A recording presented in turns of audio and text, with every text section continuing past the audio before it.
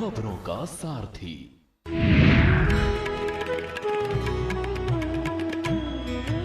जब नदियों की लहरों में झलकती है आस्था, सूर्य की पहली किरणों में छिपा होता है जीवन का दर्शन और हर व्रती के चेहरे पर चमकती है भक्ति की रोशनी, तब मनाया जाता है आस्था, अनुशासन और सूर्य की साधना का महापर्व छठ।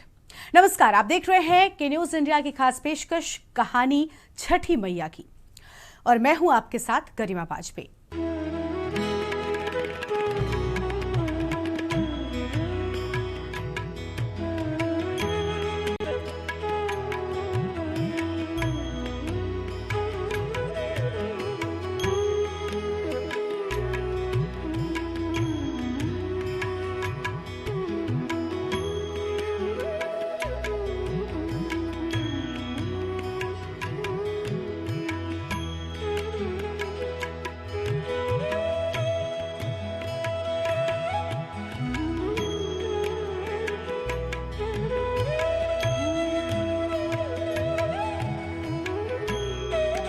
छठ पूजा सिर्फ एक त्योहार नहीं, ये तप है, ये साधना है, ये समर्पण है, जहां 4 दिनों तक व्रती बिना अन्न बिना जल केवल श्रद्धा से अपने परिवार, समाज और प्रकृति के कल्याण की कामना करती हैं।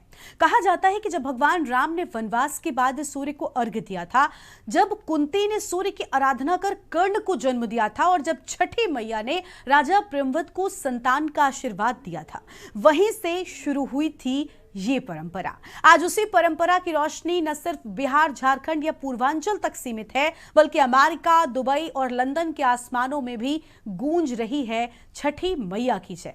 आज कहानी में हम आपको दिखाएंगे छठ की कथाएं, उसकी विधि, लोक परंपराएं और आधुनिक दौर में इसका नया रूप। एक ऐसी यात्रा जो हजारों साल पुरानी है और फिर भी हर साल नई लगती है।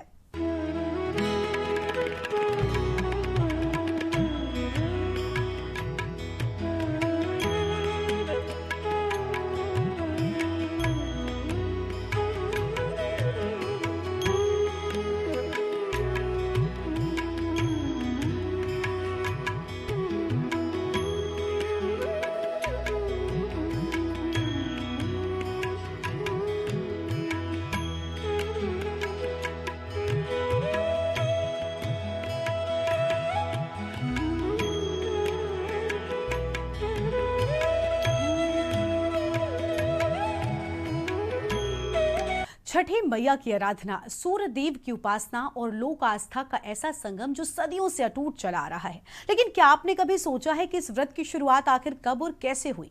कौन सी कथाएं हैं जो इस पर्व को इतना पवित्र और महान बनाती हैं? आइए जानते हैं छठ पूजा की कथा, इसकी पौराणिक उत्पत्ति और वो मान्यताएं जिन्होंने इसे करोड़ों लोगों के विश्वास का प्रतीक बना दिया।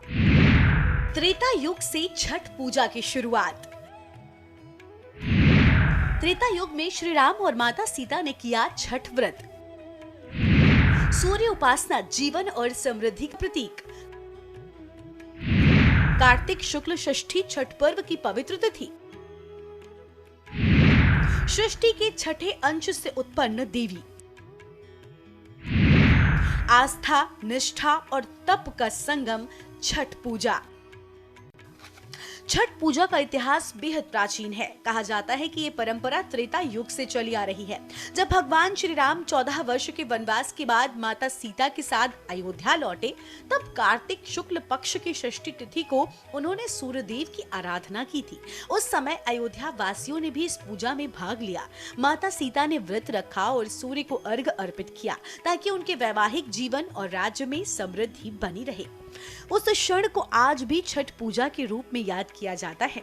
सदियों बाद भी जब घाटों पर महिलाएं निर्जला व्रत रखकर उगते और डूबते सूर्य को अर्घ्य देती हैं, तो वो उसी कथा की झलक होती है, जहां आस्था, निष्ठा और अनुशासन की शक्ति एक साथ नजर आती है। द्वापर युग की कथा, कुंती, कर्ण और द्रौपदी। महाभारत में कुंती और सूर्य पुत्र कर्ण की कथा। कर्ण पहले सूर्य उपासक माने जाते हैं। पांडवों के कल्याण के लिए द्रौपदी ने किया छठ व्रत। सूर्य अर्घ शक्ति और सफलता का प्रतीक। धर्म, तप और आत्मिक ऊर्जा का उत्सव छठ। दूसरी मान्यता महाभारत काल से जुड़ी है। कहा जाता है कि जब कुंती विवाह से पहले सूर्यदेव की आराधना कर रही थी तो उन्होंने अनजाने में मंत्र पढ़ दिया और सूर्यदेव उनके सामने प्रकट हुए।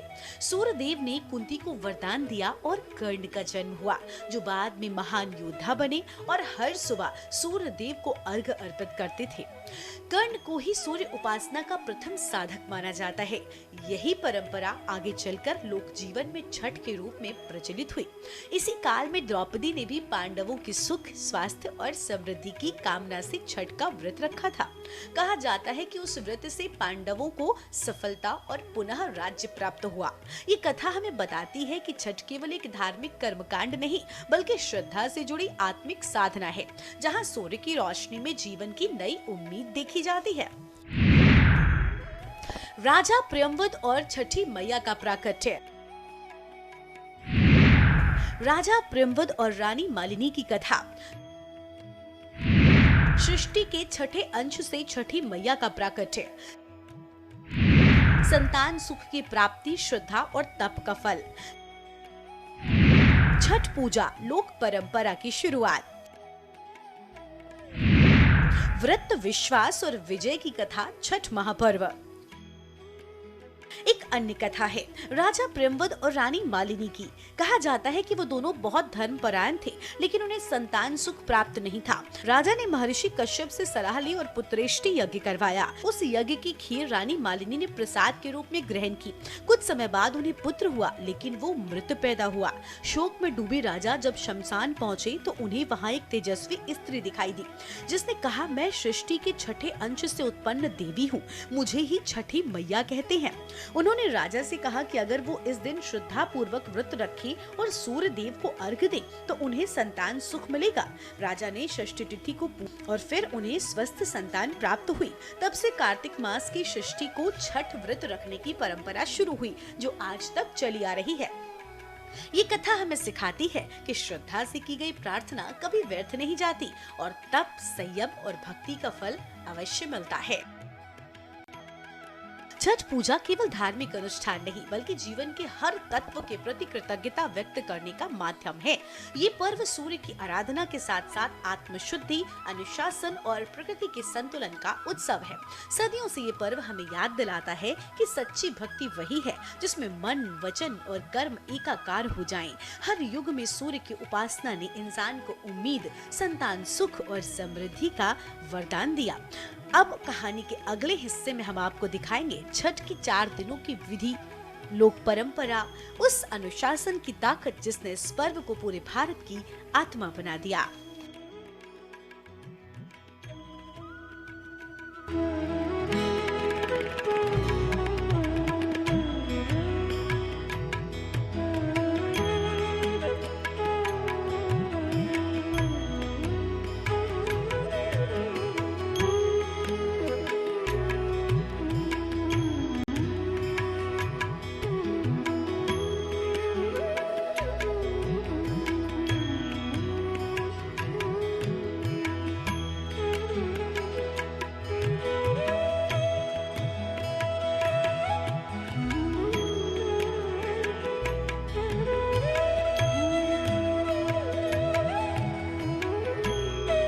यहाँ पर रुकते हैं एक छोटे से ब्रेक के लिए।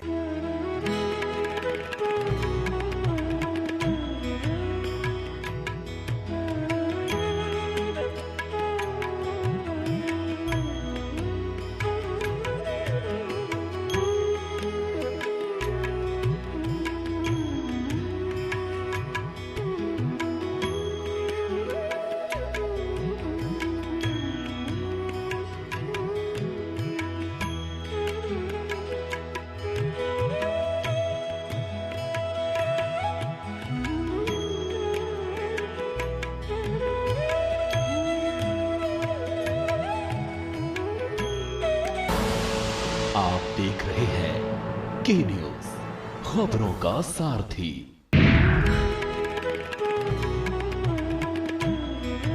ब्रेक के बाद आप सभी का स्वागत है।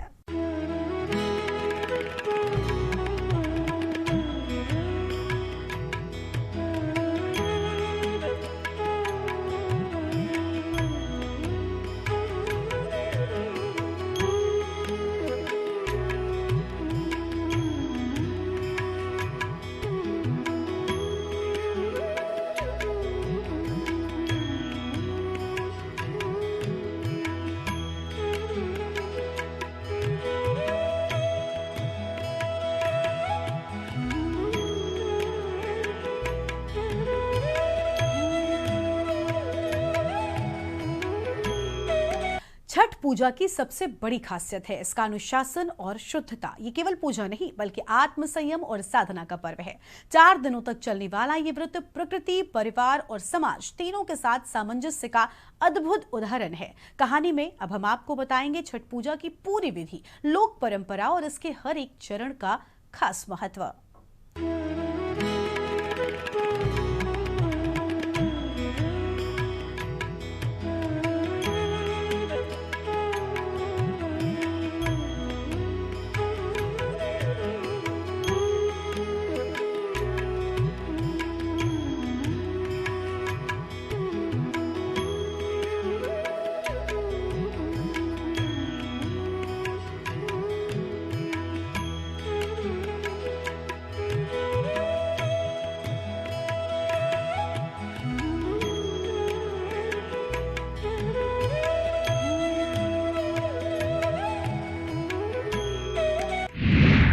नहाए खाए से व्रत की शुरुआत।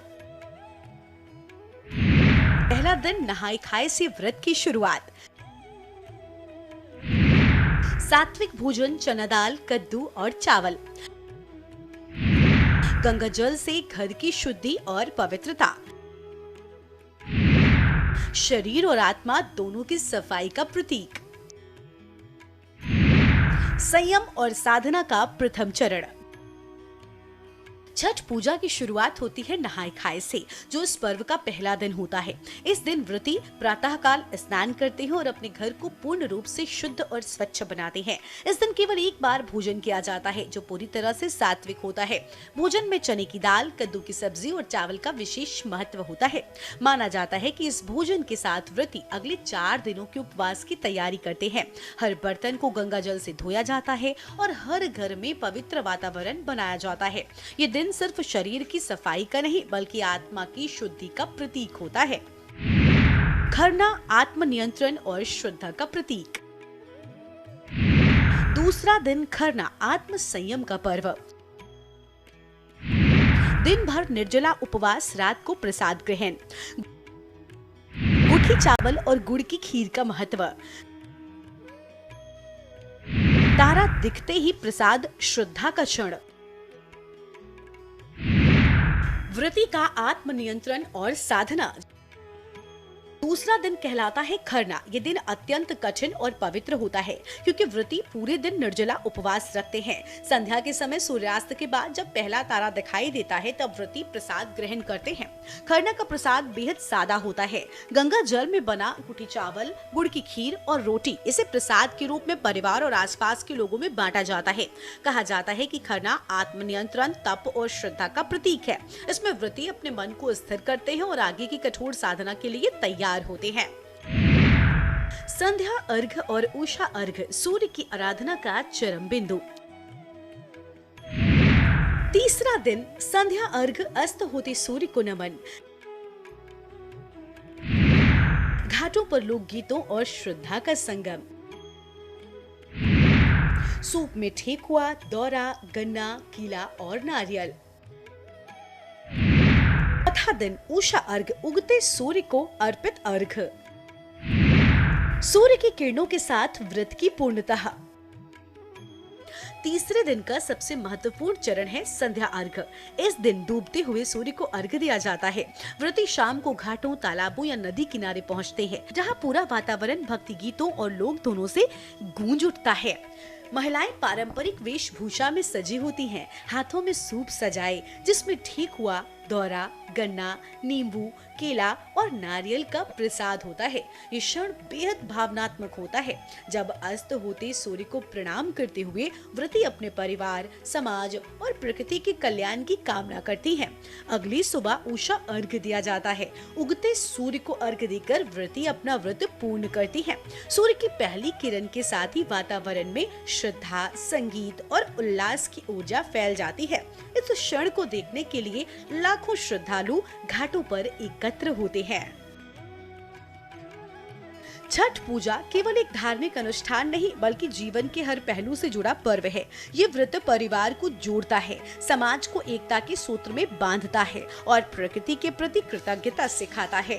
हर साल जब घाटों पर दीप जलते हैं और सूप में भरे प्रसाद के साथ अर्घ्य दिया जाता है तो ये केवल एक पूजा नहीं होती, ये भक्ति, समर्पण और मानवीय मूल्यों का उत्सव होता है। छठ हमें सिखाती है कि जब मन निर्मल हो और भावना सच्ची हो तो हर साधना पूर्ण होती है। छठ की ये 4 दिन की साधना सच में जीवन का पाठ पढ़ाती है। शुद्धता, अनुशासन और आस्था का ऐसा संगम जो हर दिल को छू जाए। अब अगले भाग में हम देखेंगे कि बदलते दौर में छठ पूजा ने कैसा नया रूप लिया है, कैसे आधुनिकता के बीच भी इस पर्व की पवित्रता कायम है।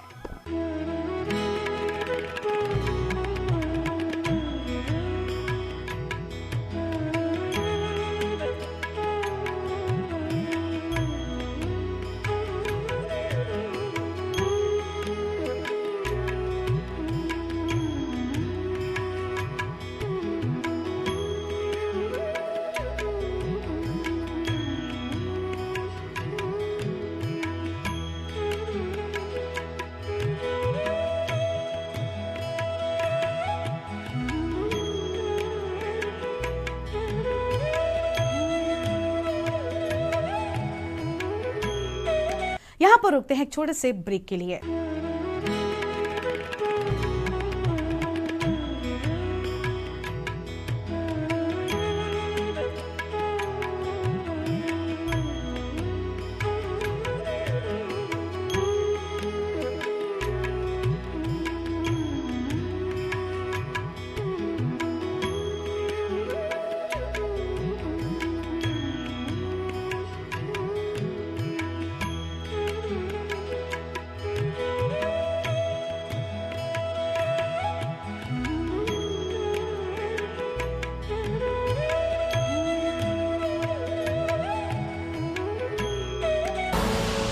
आप देख रहे हैं के न्यूज, खबरों का सारथी।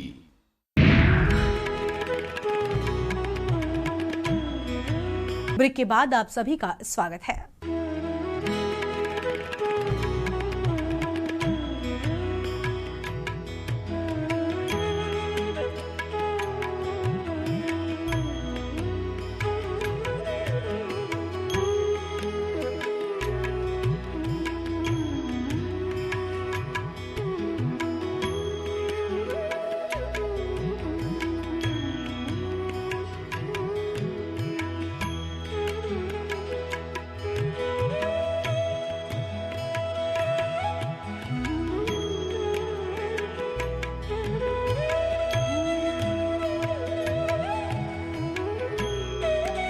समय बदल गया है, दुनिया आगे बढ़ चली है, लेकिन छठ मैया की आस्था आज भी उतनी ही अटल है जितनी सदियों पहले थी। जहां पहले ये पर्व केवल बिहार, झारखंड और पूर्वांचल तक सीमित था, आज इसकी गूंज देश की राजधानी दिल्ली से लेकर विदेशों तक है। दुबई, न्यूयॉर्क और लंदन में भी इसकी गूंज सुनाई देती है। कहानी के इस दौर में हम आधुनिक दौर में छठ पूजा का बदलता स्वरूप, जहां परंपरा और आधुनिकता का अनोखा संगम नजर आता है, वो दिखाएंगे।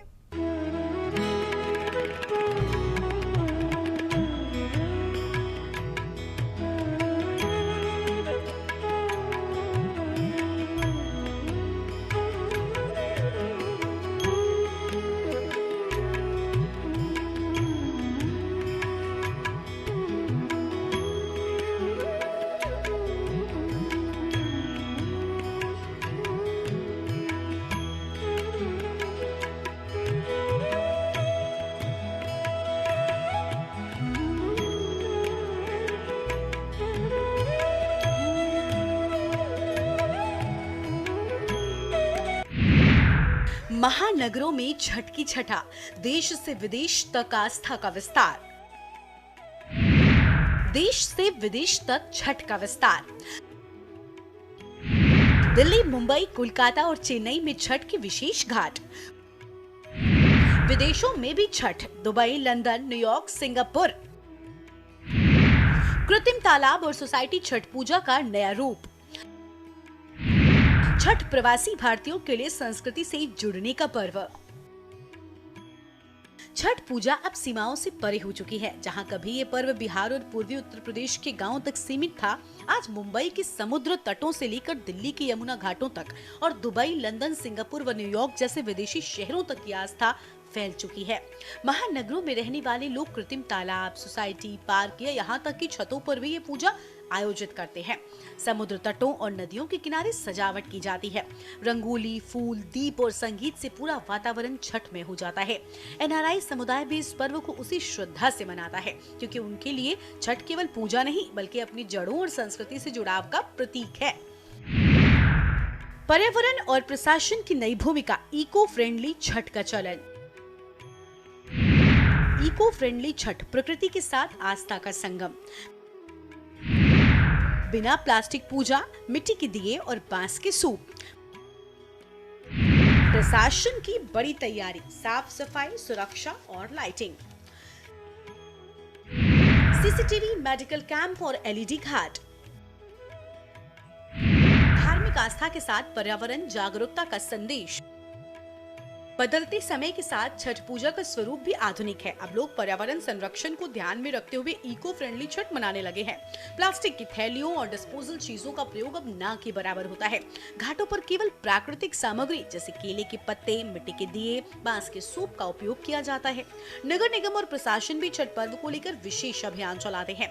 नदियों की सफाई, कचरा निस्तारण, सुरक्षा व्यवस्था और रोशनी के इंतजामों तक दिल्ली, पटना, मुंबई जैसे शहरों में सैकड़ों घाटों पर एलईडी लाइट, सीसीटीवी कैमरे और मेडिकल कैंप लगाए जाते हैं ताकि श्रद्धालुओं को कोई परेशानी ना हो। ये सब दिखाता है कि छठ न केवल धार्मिक बल्कि पर्यावरणीय चेतना का प्रतीक भी बन चुकी है। नई पीढ़ी और सोशल मीडिया, छठ की डिजिटल पहचान। सोशल मीडिया पर छठ, लाखों पोस्ट और लाइव प्रसारण।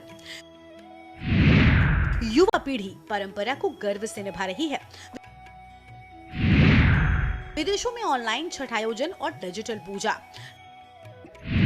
लोकगीत, वेशभूषा और नई पीढ़ी की भागीदारी। छठ संस्कृति और तकनीक का नया संगम। सोशल मीडिया पर लाखों तस्वीरें, रील्स और लाइव वीडियो वायरल होते हैं, जहां व्रती महिलाएं पारंपरिक गीत गाती हैं और लोग उनकी आस्था को सम्मान देते हैं। युवा पीढ़ी अब इस पर्व को नई ऊर्जा और गर्व के साथ मना रही है। स्कूलों और कॉलेजों में विशेष छठ थीम वाले सांस्कृतिक कार्यक्रम आयोजित किए जाते हैं, जहां बच्चे पारंपरिक परिधान पहनकर केलवा जे फरेला जैसे लोकगीतों पर प्रस्तुति देते हैं। एनआरआई युवा भी ऑनलाइन समूहों के माध्यमों से विदेशों में सामूहिक छठ आयोजन करते हैं। डिजिटल प्लेटफॉर्म पर ये त्योहार न केवल परंपरा को जोड़ रहा है बल्कि उसे नई पहचान भी दे रहा है, जहां संस्कार और तकनीक साथ साथ चल रहे हैं। बदलते दौर में भले ही जीवन की रफ्तार तेज हो गई हो, लेकिन छठ पूजा का भाव आज भी उतना ही गहरा है। ये पर्व हमें याद दिलाता है कि भक्ति का असली अर्थ बाहरी प्रदर्शन नहीं बल्कि आंतरिक अनुशासन और कृतज्ञता है। चाहे घाट बदले हो, जलाशय कृत्रिम बने हो या पूजा डिजिटल हुई हो, आस्था का प्रकाश अब भी वही है जो सदियों पहले पहली किरण के साथ चमका था। तो ये थी छठ पूजा की कहानी आज के बदलते दौर की, जहां आधुनिकता और परंपरा एक साथ चल रहे हैं। सच तो ये है कि छठ पूजा सिर्फ एक पर्व नहीं बल्कि भारत की आत्मा है।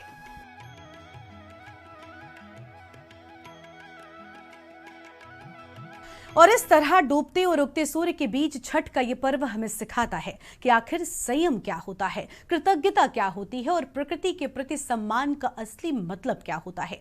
4 दिनों तक चलने वाली ये साधना केवल शरीर को नहीं बल्कि आत्मा को भी निर्मल करती है। जब व्रती महिलाएं कमर तक पानी में खड़ी होकर सूर्य को अर्घ्य देती हैं तो वो केवल पूजा नहीं होती, वो जीवन के प्रति एक प्रण होता है कि हमें प्रकृति से जितना मिला है उतना लौटाने की हमें कोशिश करनी चाहिए। आज जब तकनीकी और आधुनिकता ने दुनिया को तेज बना दिया है, छठ हमें ठहरने की सीख देती है कि सच्ची रोशनी बाहर नहीं बल्कि भीतर जलती है। ये पर्व हर उस माँ की कहानी है जो अपने संतान के लिए व्रत रखती है, हर उस बहन की जो अपने भाई की लंबी उम्र की दुआ मांगती है और हर उस इंसान की जो जीवन में शांति और संतुलन चाहता है। छठ हमें जोड़ती है धरती से, जल से, सूर्य से और सबसे ज्यादा अपनी मिट्टी से। कहानी में आज इतना ही। हम फिर मिलेंगे किसी नई कहानी, किसी नए किस्से के साथ। तब तक के लिए मुझे दीजिए इजाजत। नमस्कार।